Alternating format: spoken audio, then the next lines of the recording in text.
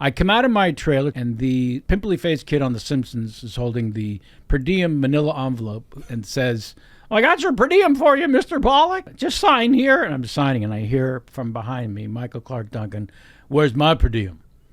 Hey, Mike. Yeah, where's Mike's per diem? Well, they just gave me this one, sir. Well, how do we know that's not my per diem?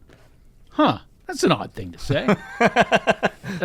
It says, Kevin, right on the 6'5", 300 pounds. This might be your per diem, Mike. Yeah, where is Mike's per diem? Kid shits himself. And I say, well, listen, let's get in the van and go to set, and they'll figure it out. We get to set, and I go to Bruce Willis and Matthew Perry. A half hour goes by, longer than you should have Bruce Willis on set in his chair. Stevie says, I'll check it out, runs off, comes back, and says, yeah, Mike is pissed off about something, and he's not coming to set. Then the director, Jonathan Lynn, comes over and says, Kevin, you might know something about this. It seems you stole Michael Clarke Duncan's per diem. Is that right? And Matthew Perry, who gave me every funny line I ever said in any movie I was with him, says to me in that moment, why would you steal his per diem? And Bruce says, what the fuck are you talking about? I explained to them what I explained to you. I said, let me go over and just see what I can do. I go and I walk across campus where he's seated by himself. And before I can utter an apology for stealing his per diem, anything to get back to work, the principal of Lunacy High says to me, you ought to think twice before stealing a man's per diem.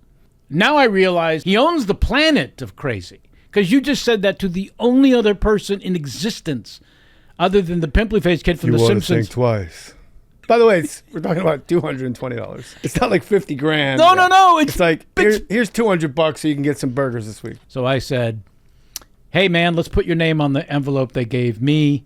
And what do you say we go back to work? So you're the Michael Clarke Duncan whisperer at this point. And he grimaces, grunts, and agrees to go back to work. The scene we were shooting is my character, again, spoiler alert, dead in the car, and his character shaking gasoline onto me and a couple of others. I've never seen anyone exert such effort to get liquid onto a fellow's face. Cut to, sitting on a beach, phone rings, it's Bruce Willis. He calls me and says, hey, we're doing a sequel to Whole 9 Yards. And I said, wow, man, that's incredible. I don't know if you remember, my character got killed in the first one. So are you calling to rub it in? Because, again, there ain't no money like sequel money. He says, no, you're going to come back as your character's father. Fuck, this is great. Yeah. Is everybody coming back? He said, yeah, everyone but Michael Clarke Duncan. That son of a bitch can suck my dick.